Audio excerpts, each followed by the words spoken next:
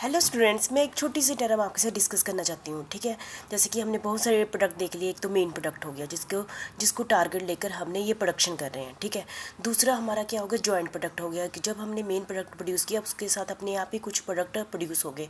Joint product इसलिए कहा गया क्योंकि उसकी वैल्यू भी मेन प्रोडक्ट के नज़दीक थी।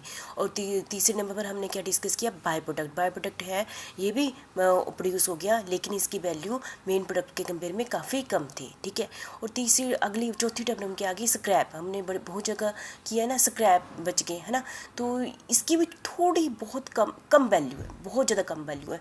जैसे बाय प्रोडक्ट के में ये भी प्रोड्यूस हो रहा है, जैसे कि हमने समझो चेयर बनाई, एक तो बना लकड़ी बच गई, लकड़ी से कुछ चीज़ें बन गई, ठीक है, वो बाय प्रोडक्ट हो गया।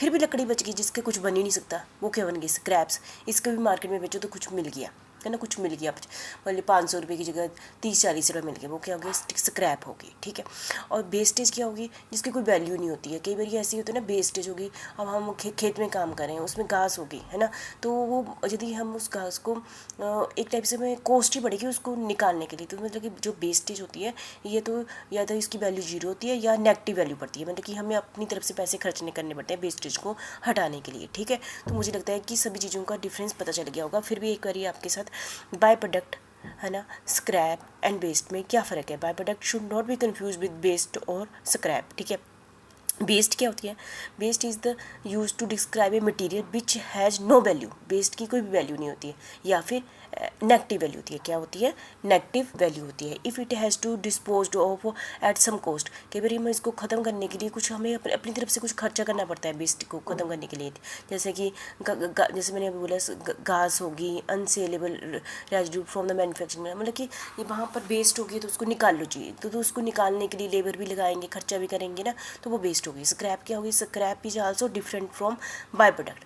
स्क्रैप क्या है, बाय प्रोडक्ट से अलग है in the sense that it is the left over part of the raw material. ये भी किसका पार्ट है, रॉ मटेरियल का जो पार्ट होता है। Whereas by product are different from the material which went into the production process.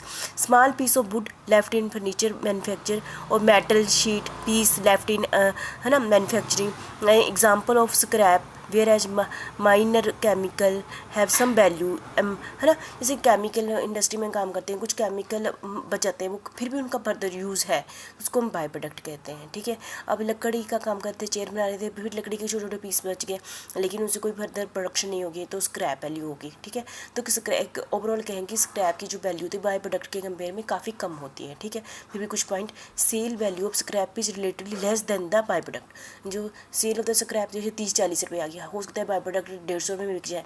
ठीक है, इस टाइप से मतलब वैल्यू के बेस पर ही हम सभी को joint product, by product, scrap इनको कंसीडर करते हैं। ठीक है, however accounting treatment for scrap and by product is quite similar.